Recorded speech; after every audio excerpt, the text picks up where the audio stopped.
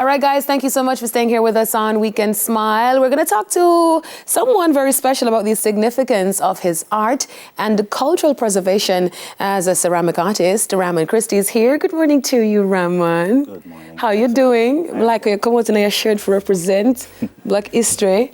Yeah. Africa Unite. How are you doing this morning? Good, thank you. Good, awesome. I'm looking at your pieces. I love them, by the way. I don't know, somewhere in me I think I'm an artist. I don't know if it's performing, visual, anything with my hands, I don't know. But you're taking me through the process just now. But before we get into all of that, talk to us a little bit about who Ramon Christie is. Well, Ramon Christie is just a simple country boy who is in love with one of Jamaica's, or God's best resource, clay. Mm-hmm. Country boy from, let me see if you get the right Perch. St. Anne. Not bad. Brownstone. Yeah. Not bad. Not bad at all. Orange Hill. Yeah, you can go on. You can go on. You can go on. Jamaica is one of Jamaica's best natural resource. Best natural resources. Clay. Why clay? It is such a very responsive material. When you're using it, it responds to you. Mm-hmm. And it feels you. You know, the energy that you have, the clay have. So anything you want, the clay does. The clay can do. What was it about clay that drew your attention? How did you even know that you were able to manipulate it to form beautiful pieces like these? Well, while I was practicing at the Edna Manley College of the Visual and Performing Arts, mm-hmm. I did it as a rotation course. And one day I saw a lecturer of mine, Mr. David Dunn. He was in the studio working. And I just prooped around the corner to see what he was doing. And I was so amazed that he got the clay to create mm-hmm. a sculptural piece that he was working on. And from that, I have been in love with it. I've surrounded myself with other potters and sculptors who use the material mm-hmm. to learn from them and apply it to my craft. So at Edna, you weren't really there to do this type of work? No, I went in as a painter. Mm-hmm. And then I was in the education program, but I switched because the clay called me.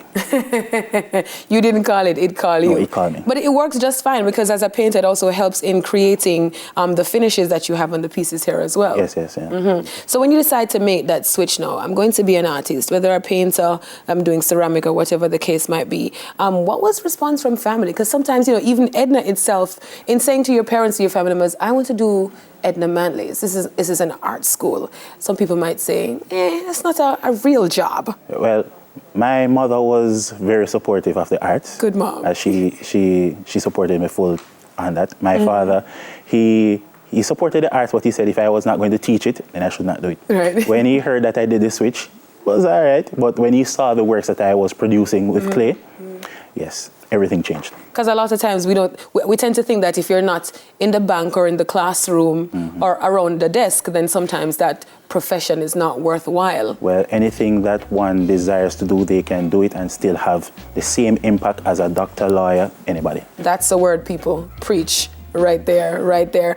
All right, talk to me about your inspiration in creating these pieces. Well, these pieces are... they have organic shape. I try not to stick within the box of using just the regular shapes. Mm-hmm. I look at the material, envision what I want, and manipulate the clay, and I get my results. Mm-hmm. These pieces now, very, very different. Would you say this is like a vase or something? Yeah, so this is a decorative vase, and right here I have a organic shaped fruit platter. Fruit platter? Yes. Ah. Serving your fruits. If you have your cocktail function, you put it on and yeah. And then I see you have even transitioned into doing, those are hanging pieces, like that art piece. Yes, so my works mainly involve functional and decorative pieces. Mm-hmm. So when someone comes in contact with my work or purchases my work, they should always feel good. It shouldn't be a bad purchase that they look at it and, you should always have that mm-hmm. feeling that, yes, this was a good purchase. Mm-hmm, mm-hmm. So this would be functional, this would be decorative. Yes. If we're making a reference. Functional, decorative, because you can use this on a daily basis, but this is to add a little va-va-voom yes. to your space. All right, talk to me about the cultural aspect behind your pieces now. Well, the cultural aspect came from my independent study while at college. I'm a person that loves stories. Mm-hmm. I am a lover of stories. And I was focusing on how can I illustrate a story within my artwork in sculpting. So I remember there was a story, Why Dog Not Like Puss, I read in primary school, and a very interesting Anansi story. And funny enough, when I went to college, I met the person who illustrated the book. Oh, yes, so I sat down for hours with multiple sketches and with the clay, just transferred my energy into it and created that sculpture. So from that experience, I realized that using clay, it can be used as a tool of oral. Pretty much telling the same stories or transitioning those stories from yes, text to art visual. pieces. Yes. Awesome. How tedious, if it is the process of getting the clay and then transforming it into an art piece? Because you were talking to me off here about a whole bunch of things that you have to go through to do this. Well, as I said, the clay is a very responsive material, and once it is prepared properly, it does what you want. And what is that preparation phase like? It is very long, especially when the time is not so warm, but once it is dried and prepared properly, the clay will do its work. How long does it take you to do a piece?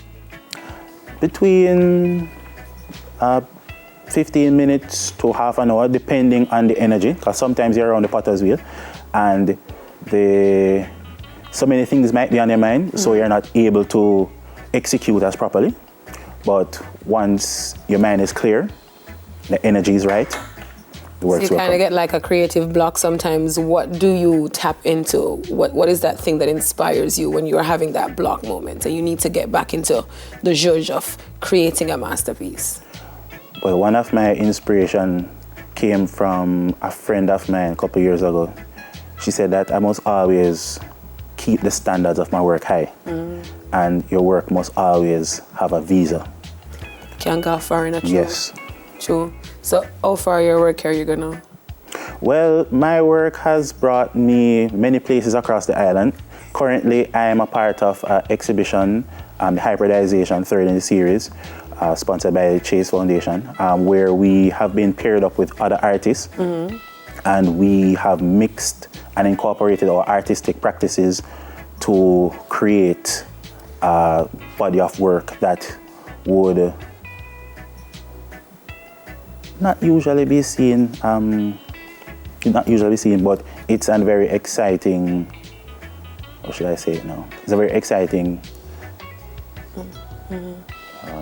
experience if you go and see it. Well, a lot of persons will be seeing it now because you're here on Weekend Smile and they're gonna want to have a piece of this in their home, something from your collection here. So how do they find you on social? Okay, so I can be found on Instagram at Ramon_Christie_94, and I'm also on Facebook, Ramon Christie, and the exhibition as well. It is happening downtown on Law Street, so I encourage everyone to go and view the exhibition. Done anything Black History related since you're in the whole celebration of Black History Month?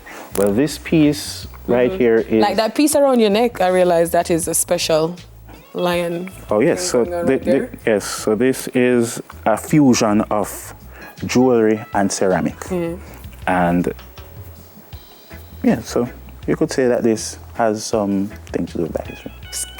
So I could give you something that I want and you're able to execute that for me. Say, hey, this is my vision. Can you do this for me? Awesome. Alrighty, thank you. Repeat your Instagram handle again. So it's Ramon_Christie_94 on Instagram and Ramon Christie on Facebook. And Ramon in the next 5 years, where is he? Ramon in the next 5 years, I'll be continuing to develop on my craft, perfect the skill, as Dre said. And yes, and hopefully work along with my fellow artists and have a studio or a space where we can continue to work collaboratively, and also to have the wider Jamaica come in and view art differently, instead of just in a space or in a craft market, but have a deeper appreciation for the art forms that will be done there. At you, and probably Rihanna and Beyonce have peace in their house, and yes, you know, Ramon do this at you, man, we believe it. Thank you so much, darling.